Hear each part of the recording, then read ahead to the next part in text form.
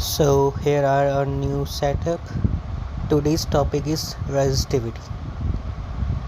Resistivity हमें समझते हैं। जो रेजिस्टिविटी होती है वो इंट्रिंसिक प्रॉपर्टी होती है मटेरियल की, मतलब मटेरियल की खुद की प्रॉपर्टी, वो ना ही लेंथ और एरिया पे डिपेंड करती है। जो रेजिस्टिविटी को हम स्पेसिफिक रेजिस्टेंस भी बोलते हैं, और रेजिस्टिविटी के सिंबल को हम बोलते हैं म्यू। ये सब पी जैसा दिखता है और इसको स्पेसिफिक रेजिस्टेंस भी बोला जाता है। अब इसकी डेफिनेशन की बात करते हैं, जिसको इसके फार्मूले से बनाया गया है, सिंपल सा, R equals to rho L upon A, जहाँ पे एल और ए को अगर हम यूनिट कर दें तो R रो के बराबर हो जाता है, और उसको हम स्पेसिफिक रेजिस्टेंस बोल देते हैं। और ये हुआ कैसे वो जानेंगे हम, जो हमने पहले इस्तेमाल करा था ओम्स लॉ के फार्मूले में। ये आया कहाँ से? तो लास्ट टाइम हमने जो ओम्स लॉ का वीडियो था उसमें देखा था कि R equals to M L E square N tau by A, ये फार्मूला था। तो ये जो प्रॉपर्टीज़ थी ये सारी मटेरियल की थी। लेंथ और एरिया तुम चेंज कर सकते, लेकिन ये सब जो मटेरियल का नेचर होता है उसके ऊपर डिपेंड करती है। जितने भी कांस्टेंट थे हमने इन सबको एक कांस्टेंट में चेंज कर दिया, रो के रूप में, as M and tau depends on the materials nature. तब इसकी डेफिनेशन के ऊपर बात करते हैं।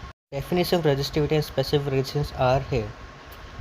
When the area and length of a substance is unit, means 1, the resistance of the substance is called specific resistance.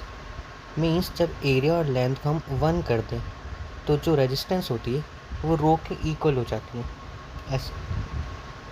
तो उस resistance को, उस specific resistance को हम बोल लेते हैं resistivity, उस metal की resistance। अब इसकी SI यूनिट ढूंढते हैं हम कि इसकी SI यूनिट क्या होगी।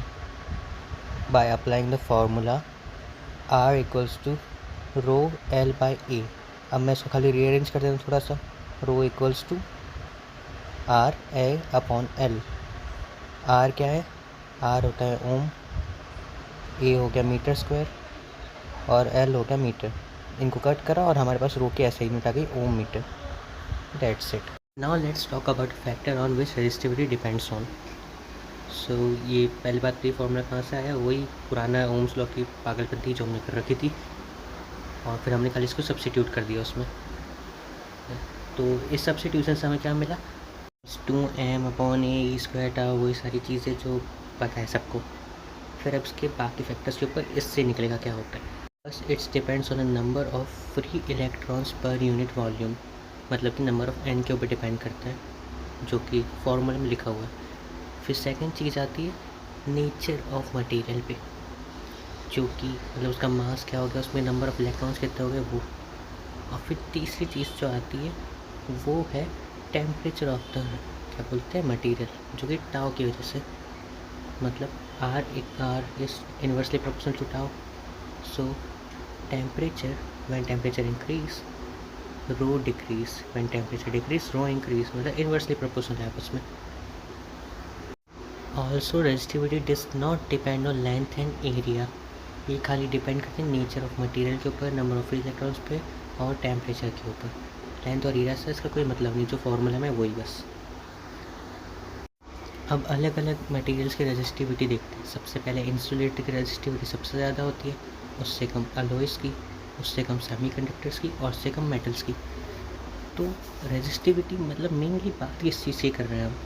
द पावर टू रेजिस्ट, किस चीज़ को रेजिस्ट करना, किस चीज़ को रोकना? करंट को रोकना। इंसुलेटर की पावर टू रेजिस्ट सबसे ज़्यादा होती है, तो सबसे कम करंट को फ्लो करने देते, मतलब ऑलमोस्ट करने ही नहीं देते।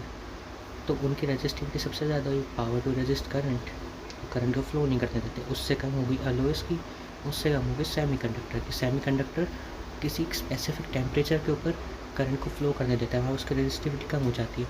और फिर आते हैं मेटल, वो सबसे लीस्ट रेजिस्टिविटी वाले होते हैं, मतलब वो करंट को फ्लो करने देते, उसको रोकते नहीं, उसको रेजिस्ट नहीं करते। रेजिस्टिविटी क्या है? Power to resist, that's it. इसको समझो, रुकावट रखने का काम आते हैं। यही चैप्टर है, यही टॉपिक है।